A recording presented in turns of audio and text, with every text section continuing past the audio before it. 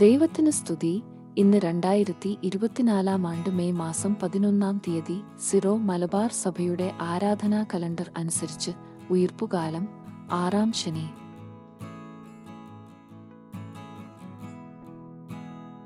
ഇന്നത്തെ വചനഭാഗം 1-ാം വായന ഹെബ്രായർക്കുള്ള ലേഖനം അധ്യായം 8 വാക്യങ്ങൾ 1 മുതൽ 6 വരെ. മിശിഹ പുതിയ നിയമ മധ്യസ്ഥൻ ഇതുവരെ പ്രതിപാദിച്ചതിന്റെ ചുരുക്കം ഇതാണ്. സ്വർഗത്തിൽ മഹിമയുടെ സിംഹാസനത്തിന്റെ വലത്തുഭാഗത്തിരിക്കുന്ന ഒരു പ്രധാന പുരോഹിതൻ നമുക്കുണ്ട്. അവൻ വിശുദ്ധ വസ്തുക്കളുടെയും മനുഷ്യനിർമ്മിതമല്ലാത്തതും കർത്താവിനാൽ സ്ഥാപിതവുമായ സത്യകൂടാരത്തിന്റെയും ശുശ്രൂഷകനാണ്. പ്രധാന പുരോഹിതന്മാർ കാഴ്ചകളും ബലികളും സമർപ്പിക്കുവാനാണ് നിയോഗിക്കപ്പെടുന്നത്. അതിനാൽ സമർപ്പിക്കാനായി എന്തെങ്കിലും ഉണ്ടായിരിക്കുക അവനും ആവശ്യമായിരുന്നു.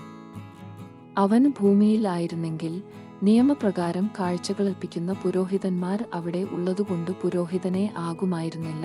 സ്വർഗീയ വസ്തുക്കളുടെ സാദൃശ്യത്തെയും നിഴലിനെയുമാണ് അവർ ശുശ്രൂഷിക്കുന്നത്.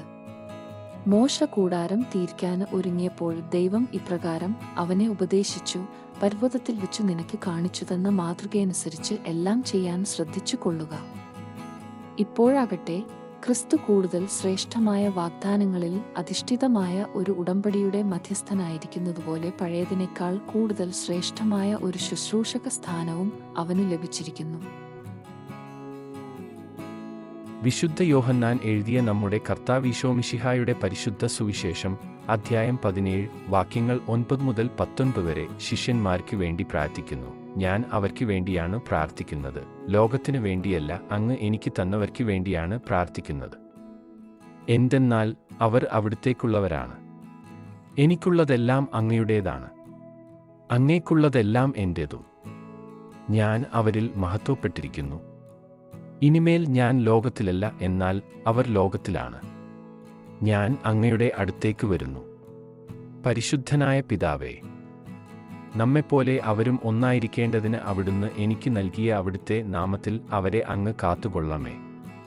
ഞാൻ അവരോടുകൂടെ ആയിരുന്നപ്പോൾ അങ്ങ് എനിക്ക് നൽകിയ അവിടുത്തെ നാമത്തിൽ ഞാൻ അവരെ സംരക്ഷിച്ചു. ഞാൻ അവരെ കാത്തു സൂക്ഷിച്ചു.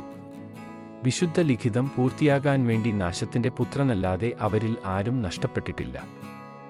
എന്നാൽ ഇപ്പോൾ ഇതാ ഞാൻ അങ്ങയുടെ അടുത്തേക്ക് വരുന്നു.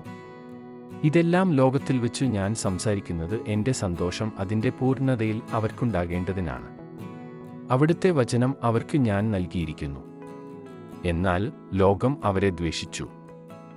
എന്തെന്നാൽ ഞാൻ ലോകത്തിൻ്റെതല്ലാത്തതുപോലെ അവരും ലോകത്തിൻ്റെതല്ല.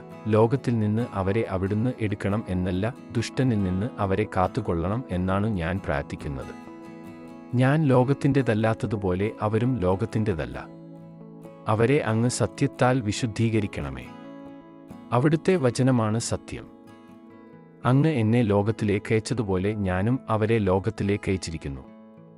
അവരും സത്യത്താൽ വിശുദ്ധീകരിക്കപ്പെടേണ്ടതിന് അവർക്ക് വേണ്ടി ഞാൻ എന്നെ തന്നെ വിശുദ്ധീകരിക്കുന്നു.